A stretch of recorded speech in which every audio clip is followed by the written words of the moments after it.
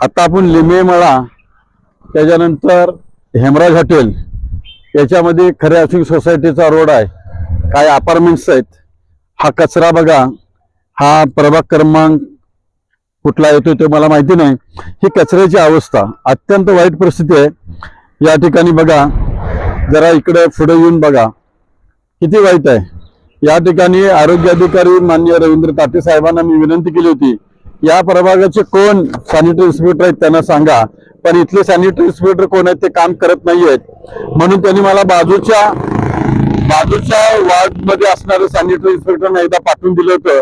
त्यांनी हा कोपरा सगळा स्वच्छ करून मला दिला. पण ही जी परिस्थिती आहे ही अत्यंत वाईट आहे.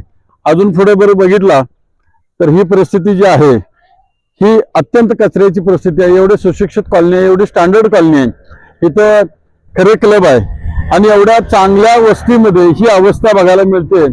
तर माझी डॉक्टर रवींद्र ताटे साहेब आरोग्य अधिकारी यांना विनंती आहे की या भागाची कोण सॅनिटरी इन्स्पेक्टर ते काम करत नसतील तर कृपया मला दुसऱ्या सॅनिटरी इन्स्पेक्टरची मदत मिळवून द्यावी आणि ही परिस्थिती काढावी. या ठिकाणी एक कंटेनरची व्यवस्था जर झाली तर या सगळ्या सुशिक्षित कॉलनीमधलं सगळं जे कचरा आहे ते कंटेनरमध्ये टाकतील.